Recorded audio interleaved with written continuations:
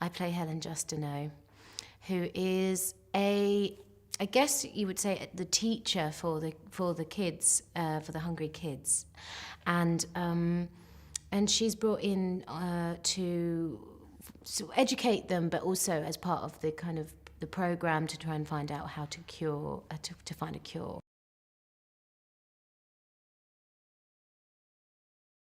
We start the film seeing me teaching the kids and understanding that they have creative ability, compassion, love, can feel love. So I am the first character to really understand that these children aren't, that really are, they're just as worthy, if not more worthy, than human beings.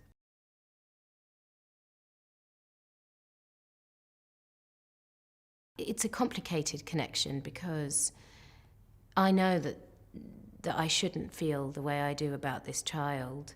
It's I guess it's a maternal instinct, but particularly with Melanie because she's highly intelligent as well. So there's something of the. I wouldn't say that their relationship is mother-daughter at all because I am totally conflicted, and there are times when even though I would never wish any harm on her, it's actually my goal is to protect her in all cases. There are times when I really have to stop myself from going further, and there are moments when I want to touch her and hug her, and I can't. It's and that's really interesting. And knowing that she could kill me as well is makes it very, very difficult.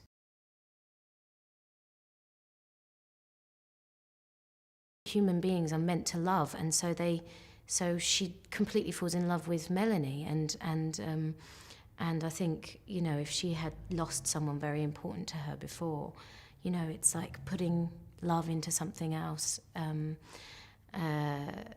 I think that Melanie has that effect on everyone, because everyone is heartbroken as well in this. We don't see it as much with Caldwell, but we definitely see it with Parks, and I love the arc that he has because, towards the end of the film, he really is. He starts to love her, and you see these little glimmers, and very subtle, because she is hope. She is the hope. I speak about it in the beginning scene about Pandora's box, and that all these terrible things come out of the box, but hope is at the bottom, and that's what you have to hang on to when everything goes terrible, and she is the hope.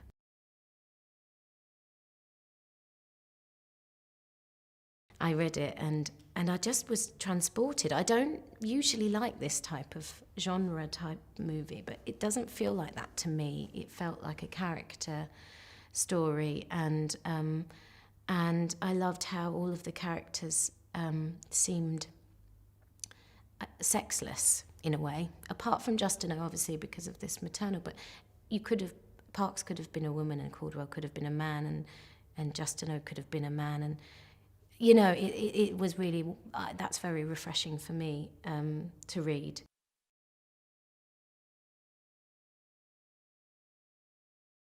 This sort of movie, I guess, could be overly focused on visuals, visual effects, special effects, gore, blood, but that's all taken care of already. So he's just with us, and it's all about the character, and always has an answer for everything, which is quite good for something like this.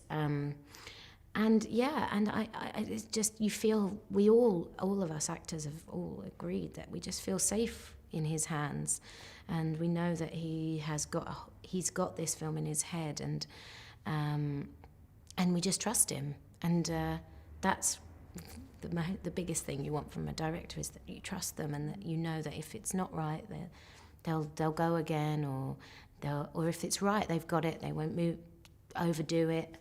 He's really, really clear and doesn't overshoot, which is great for energy.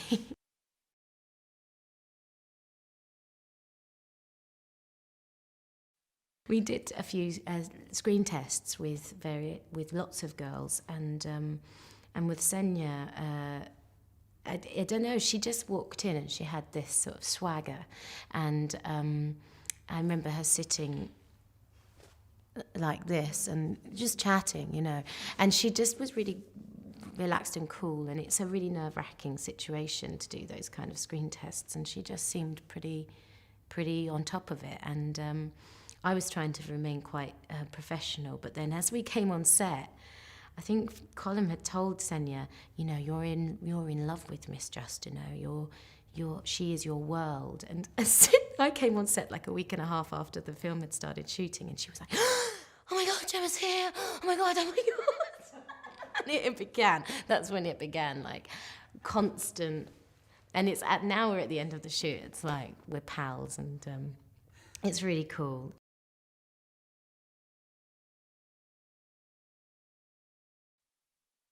Do you know what? There was one time when she had to do quite an emotional scene, and she was freaking out about it a bit.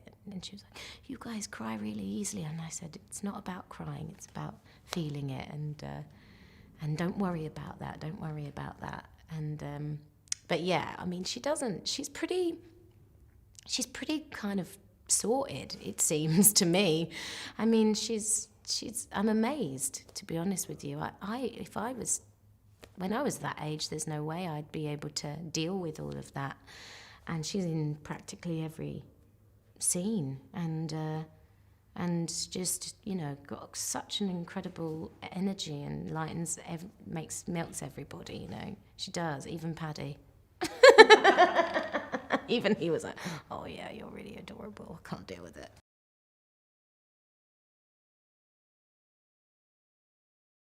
I have to admit, I was quite intimidated at the prospect, because, I mean, she's Glenn Close. I mean, one of the greatest actresses in the world.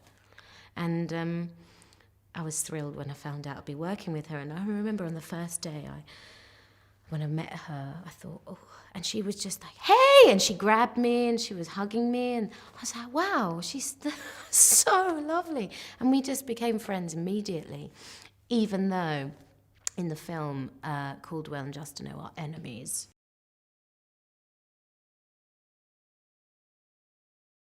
It was me, Glenn, and Anna Marina Marinka, and and we were all having this kind of great scene, and I thought, oh, this never happens, where three chicks are in a scene together and we're talking about science and things, and then one dies, and then it just never happens, and that's a credit to the script. All these really great parts for girls and women, and I just loved it.